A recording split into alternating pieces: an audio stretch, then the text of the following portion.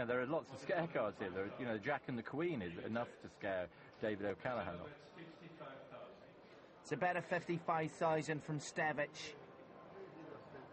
It's very difficult to call this bet. He's only got he's got the third pair, pair of eights. That's all he's got. Stevic seems to visibly lift when he's got a good hand.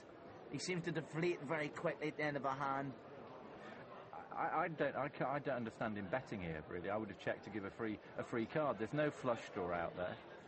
I would have almost definitely checked to give a free card and then made it look like I was bluffing on the river. Well, he's done this consistently tonight. He's made that aggressive bet. He's trapped him. Oh, this is a shame.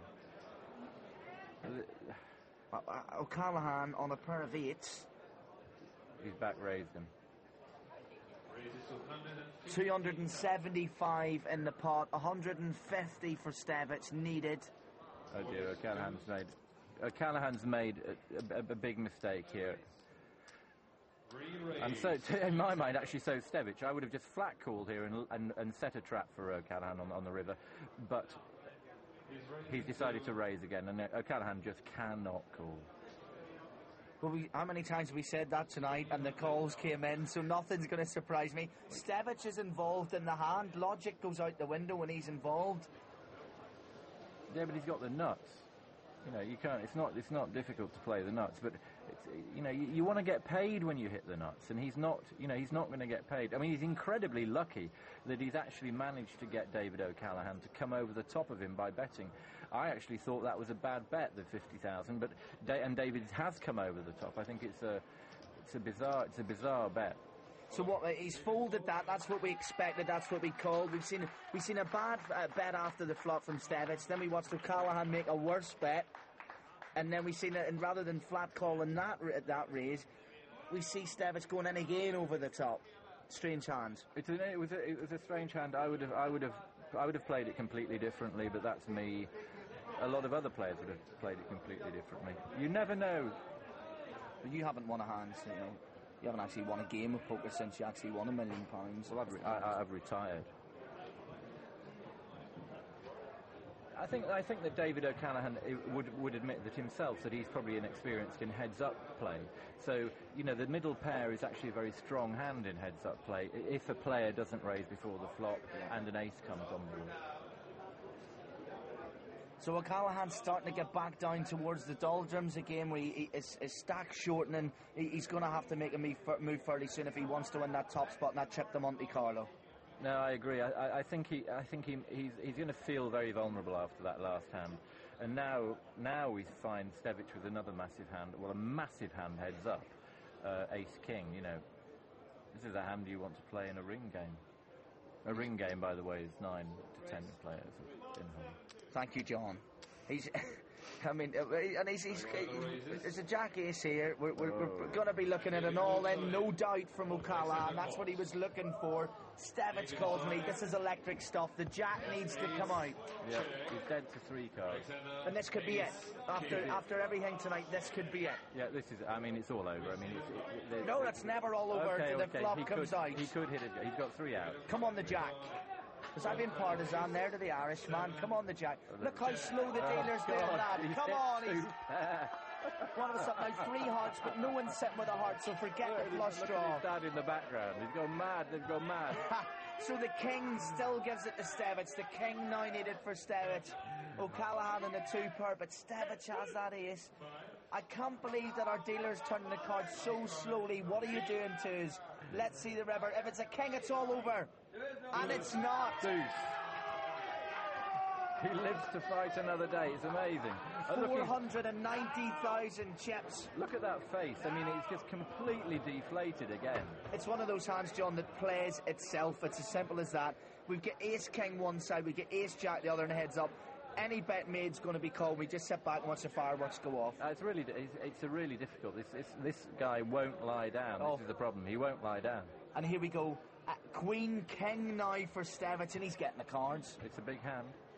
What's he up against? That's the question. And it's a jack queen, so here we go again. Deep breath. We're going to see big bet, and we have to, John, in both these hands. Well, I think that, to be honest, I think David will just call here. Because Alex has raised to 55,000. He's going to call. I mean, I personally would probably not call this hand heads up.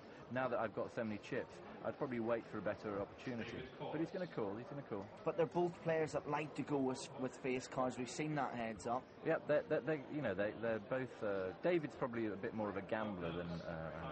The Queen comes. And that's bad for O'Callaghan. So far he's been a lucky jack, but we're not dealing in jacks now. That Queen, O'Callaghan feels he is the top pair, he feels he's leading, but we know Stevic says he's got the king kicker. And that's the thing, so many hands all said and done in poker decided by the other cards outside of your pair, and in this case, I mean, the king's the highest there, and he bets accordingly. He's bet 135,000. David just called this time, which is interesting. Given the last hand, it's interesting. He hits the top pair. Both players are very aggressive. Yeah. But they probably both think at the moment they're pulling one over on the other player. They're probably feeling the other one's flushing. That's another queen now. So we're looking at trip queens with the king kicker still winning it for Stevic. That's every queen in the deck is out, and there's only two, between two players. It's very unusual. Right, both players will feel invincible at this stage. Surely, John, this is going to... Oh, it's not looking good for David. It's really not looking good for David. He'll feel invincible at this stage. No, it's really, really unlucky. He's and here gone we all go. in. They've both gone all in. And he needs a jack. He needs the jack. This time, he's saying twice you've hit the jack. If you hit it again... Well, O'Callaghan is the lucky jack. Let's see if he makes it a hat-trick. It is all over. Stevic takes the win here in Barcelona. Look, they're like long-lost brothers now. He's done nothing but show disrespect the whole way through this.